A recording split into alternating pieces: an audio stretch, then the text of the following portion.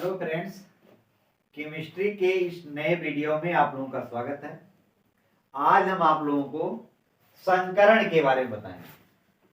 संकरण होता क्या है, संकरण कितने प्रकार का होता है और किसी भी परमाणु में संकरण निकालने की विधियां क्या क्या है, कैसे हम संकरण ज्ञात करते हैं। तो संकरण पढ़ने से पहले हम ये जान लें कि सिग्मा बंध और पाई बंध क्या होते हैं। सिग्मा बंध और पाई बंध। सिग्मा बंध क्या है? सिग्मा बंध और पाई बंध।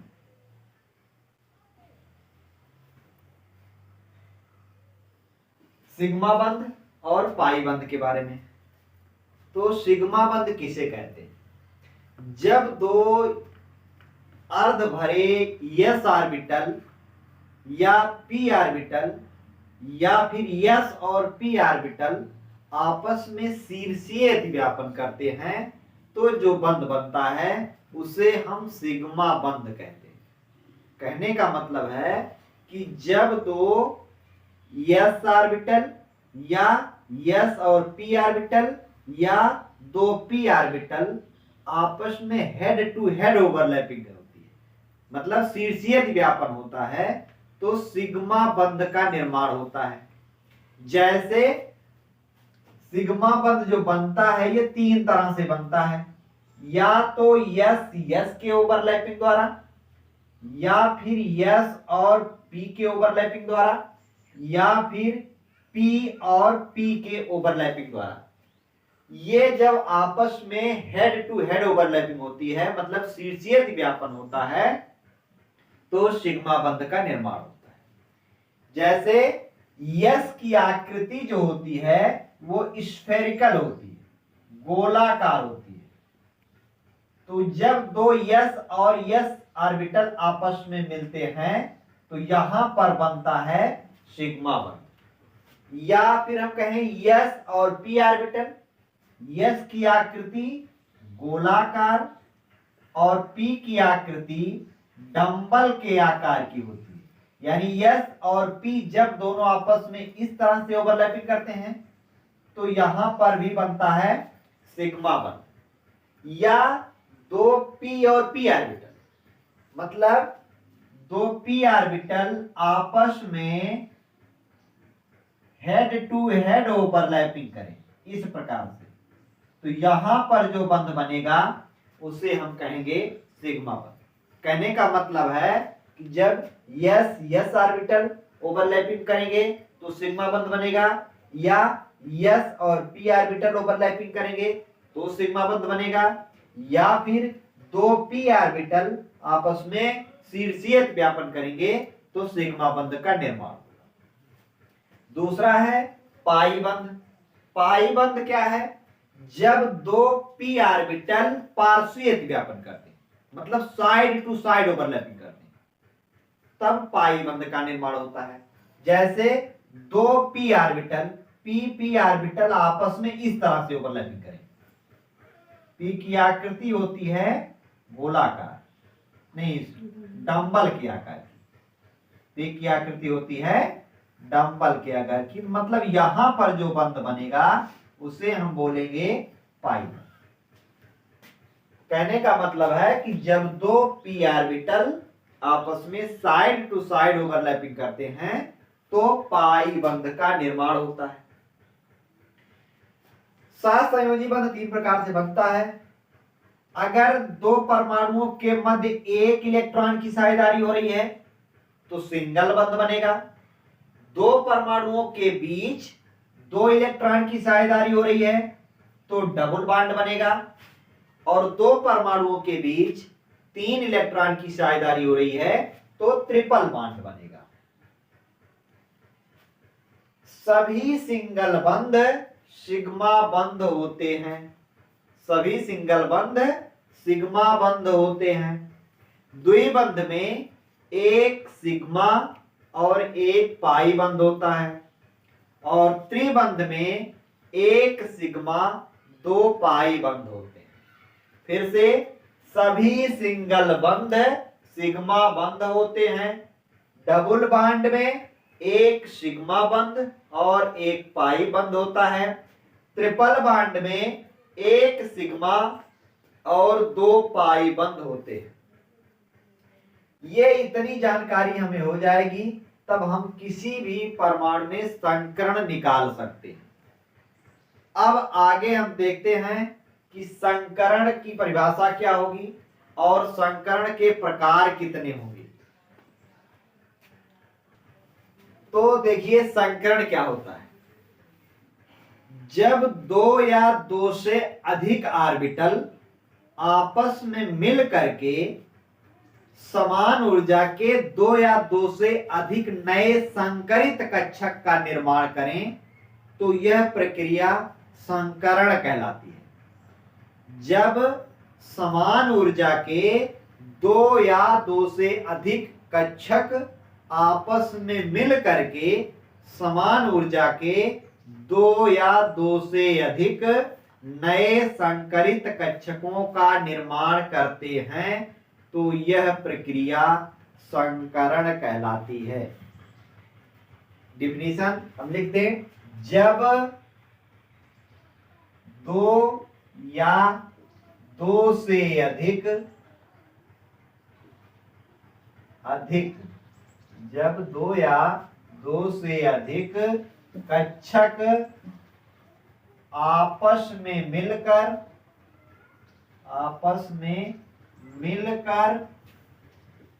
समान ऊर्जा के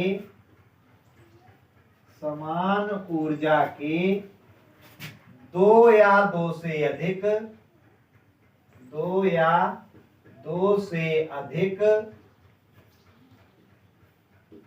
नए संकरित कक्षक का निर्माण करते हैं।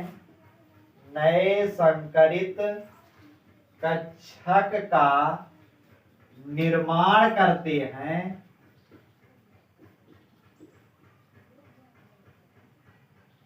तो यह प्रक्रिया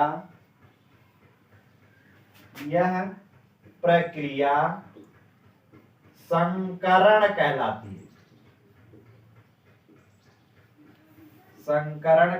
है। जब समान ऊर्जा के 2 या 2 से अधिक कक्षक आपस में मिल करके समान ऊर्जा के 2 या 2 से अधिक नए संकरित कक्षक का निर्माण करते हैं तो यह प्रक्रिया संकरण कहलाती है। अब देखिए संकरण कितने प्रकार का होता है। तो संकरण जो होता है वो कई प्रकार को, इसको कई भागों में विभाजित किया जा सकता है। वर्गीकरण हम करेंगे किसका, संकरण का। तो संकरण को कई वर्गों में विभाजित किया जा सकता है, जैसे sp संकरण, sp2 संकरण, sp3 संकरण, sp3d संकरण, sp3d2 संकरण, sp3d3 संकरण। इस प्रकार से ये सब संकरण के प्रकार है। sp संकरण, sp2 संकरण, sp3 संकरण, sp3d संकरण, sp3d2 संकरण, sp3d3 संकरण। ये सब संकरण के प्रकार हुए। संकरण की परिभाषा हो गई। अब हम देखेंगे किसी अणु में संकरण कैसे हम ज्ञात करते हैं। संकरण ज्ञात करने की क्या विधियां। तो देखिए संकरण निकालने के लिए हम कई विधियों का इस्तेमाल करते हैं। किताब में बहुत लंबी लंबी विधियां दी गई हैं, लेकिन हम शॉर्ट में बताते हैं कैसे हम संकरण निकालेंगे। जैसे हमें ज्ञात करना है CH4 मीथेन में कौन सा संकरण होगा, तो पहले ये जान लें कि जो संकरण होता है वो हमेशा सेंट्रल एटम का निकाला जाता है, केंद्रीय परमाणु का निकाला जाता है। तो संकरण ज्ञात करने के लिए हम देखेंगे कि इसमें सेंट्रल एटम कौन होगा। तो मीथेन में सेंट्रल एटम है कार्बन। कार्बन सेंट्रल एटम है और सेंट्रल एटम जो है अन्य 4 हाइड्रोजन परमाणुओं से जुड़ा हुआ है। यानी कार्बन जो है कितने हाइड्रोजन से जुड़ा है, 4 हाइड्रोजन परमाणुओं से जुड़ा हुआ है। अब देखिए संकर्ण निकालने का फार्मूला जो होता है, संकर्ण निकालने का फार्मूला है सिग्मा बंधों की संख्या, सिग्मा बंधों की संख्या plus lone pair electron, lone pair electron, sigma बंधों की संख्या plus lone pair electron equal to, अगर 2 आ रहा है तो होता है sp संकरण, अगर 3 आ रहा है तो sp2 संकरण, अगर 4 आ रहा है तो sp3 संकरण, अगर 5 आ रहा है तो sp3d संकरण, अगर 6 आ रहा है तो sp3d2 संकरण, अगर 7 आ रहा है तो sp3d3 संकरण। मतलब इस प्रकार से निकाल सकते हैं सिग्मा बंधों की संख्या प्लस लोन पेयर इलेक्ट्रॉन, दोनों को जोड़ने पर अगर 2 आए तो sp संकरण, 3 आए तो sp2 संकरण, 4 आए तो sp3 संकरण। इस प्रकार से संकरण हम ज्ञात कर सकते हैं। अब जैसे हमें मेथेन में CH4 में संकरण निकालना है तो हमेशा हम केंद्रीय परमाणु पर संकरण निकालते हैं। तो इसमें है केंद्रीय परमाणु है C कार्बन। हमने अभी बताया कि सभी सिंगल बंध सिग्मा बंध होते हैं, सभी सिंगल बंध सिग्मा बंध होते हैं, यानी कार्बन कितने सिंगल बंध बना रहा है, 4, एक इस हाइड्रोजन से, एक इस हाइड्रोजन से, एक इस हाइड्रोजन से, एक इस हाइड्रोजन से। कार्बन पर सिंगल बंधों की संख्या 4 है, कहने का मतलब कार्बन के पास 4 सिग्मा बंध हैं। सिग्मा बंधों की संख्या है 4 प्लस कार्बन के पास कोई लोन पेयर इलेक्ट्रॉन नहीं है, क्योंकि कार्बन के वैलेंस सेल में 4 इलेक्ट्रॉन होते हैं और वो चारों इलेक्ट्रॉन से यहाँ पर साझेदारी हो गई है हाइड्रोजन के द्वारा, यानी कार्बन के पास कोई लोन पेयर इलेक्ट्रॉन नहीं है, मतलब हो जाएगा 0, यानी आ गया हमारा 4। अगर 4 आए तो संकर्ण होता है sp3। कहने का मतलब है कि CH4 में कार्बन पे जो संकर्ण का प्रकार होगा वह sp3 होगा। दूसरा हम देख लें, जैसे हम कहते हैं H2O में संकर्ण का प्रकार ज्ञात कीजिए। तो H2O में जो केंद्रीय परमाणु है, केंद्रीय परमाणु ऑक्सीजन है और ऑक्सीजन के बैलेंस सेल में इलेक्ट्रॉनों की संख्या होती है 6। ऑक्सीजन के बैलेंस सेल में कितने इलेक्ट्रॉन, 6 इलेक्ट्रॉन, 2 2 4 और 2 6, और ये हाइड्रोजन इससे 2 जुड़े हैं। हाइड्रोजन मतलब ये एक बंध ये बना रहा है, एक बंध ये बना रहा है, दोनों हाइड्रोजन बना रहे हैं। अब इस पर अगर हम संकर्ण का प्रकार निकालेंगे तो फार्मूला होगा सिग्मा बंधों की संख्या plus lone pair electron, sigma बंधों की संख्या। अब ऑक्सीजन के पास कितने सिग्मा बंध हैं, तो 2 हैं, क्योंकि एक सिंगल बंध ये है, एक सिंगल बंध ये है, सभी सिंगल बंध सिग्मा बंध होते हैं। तो सिग्मा बंधों की संख्या 2 plus lone pair electron, lone pair electron oxygen के पास 2 लोन पेयर इलेक्ट्रॉन है, एक ये वाला और एक ये, 2 लोन पेयर इलेक्ट्रॉन है, तो लोन पेयर इलेक्ट्रॉनों की संख्या 2 है, इक्वल टू आ गया 4। मतलब कहने का कि जल में भी संकर्ण का प्रकार होगा sp3। ये तो रही हमारा संरचना बना करके हम कैसे निकाल सकते हैं संकर्ण का प्रकार। उसके बाद एक छोटी सी विधि बताते हैं हम जो संकर्ण का प्रकार ज्ञात कर सकते हैं। तो ये वाली विधि, तो मान लो ये संकर्ण निकालने की विधि थी संरचना बना करके। अगर हम संरचना ना बनाना चाहें तो एक फार्मूला अप्लाई करते हैं 1/2 V प्लस SA-E। इस फार्मूले से भी हम संकर्ण का प्रकार ज्ञात कर सकते हैं। फार्मूला क्या है, 1/2 V प्लस SA-E। जहां V वैलेंस सेल में उपस्थित इलेक्ट्रॉनों की संख्या है, SA वैलेंस सेल बैलेंस यानी सेंट्रल एटम से जुड़े अन्य परमाणुओं की संख्या है, लेकिन ऑक्सीजन इसमें काउंट नहीं किया जाएगा, ऑक्सीजन को छोड़ करके। और E उस पर सेंट्रल एटम पर उपस्थित आवेश है। V क्या है? वैलेंस सेल में उपस्थित इलेक्ट्रॉनों की संख्या, SA वैलेंस से केंद्रीय परमाणु से जुड़े अन्य परमाणुओं की संख्या ऑक्सीजन परमाणु को छोड़ करके, और E जो है आवेश है।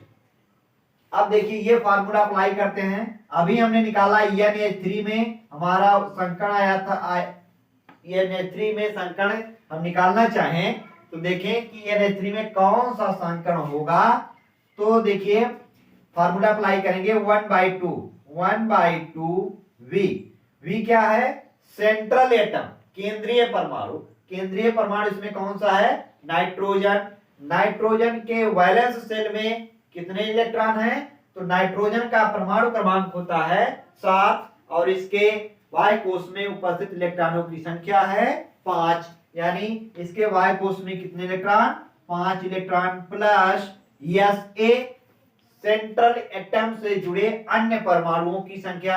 सेंट्रल एटम नाइट्रोजन है, नाइट्रोजन से जो दूसरे परमाणु हाइड्रोजन है उनकी संख्या 3 है, तो हो जाएगा 3। और अमोनिया पर यानी NH3 पर कोई आवेश नहीं है तो हम कुछ नहीं लिखेंगे, तो 1/2 × 8 आ गया हमारा 4, और अगर 4 आए तो संकरण होगा sp3।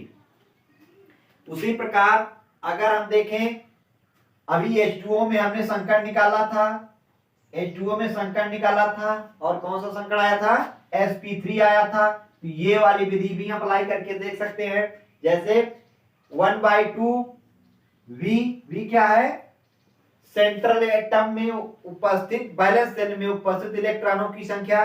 सेंट्रल एटम ऑक्सीजन है, ऑक्सीजन के बैलेंस सेल में उपस्थित इलेक्ट्रॉनों की संख्या है 6, यानी ऑक्सीजन के बैलेंस सेल में 6 इलेक्ट्रॉन होते हैं इंटू 6 प्लस सेंट्रल एटम से जुड़े अन्य परमाणुओं की संख्या, यानी ऑक्सीजन से हाइड्रोजन जुड़े हैं कितने?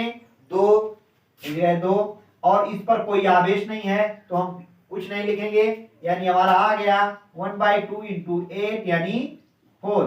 अगर 4 आए तो संकरण होगा sp3, यानी इस विधि से भी हमारा संकरण आया sp3। तो ये विधि अप्लाई कर सकते हैं आप किसी भी परमाणु का संकरण ज्ञात करने के लिए। ये विधियां दी गई हैं और सबसे आसान विधि।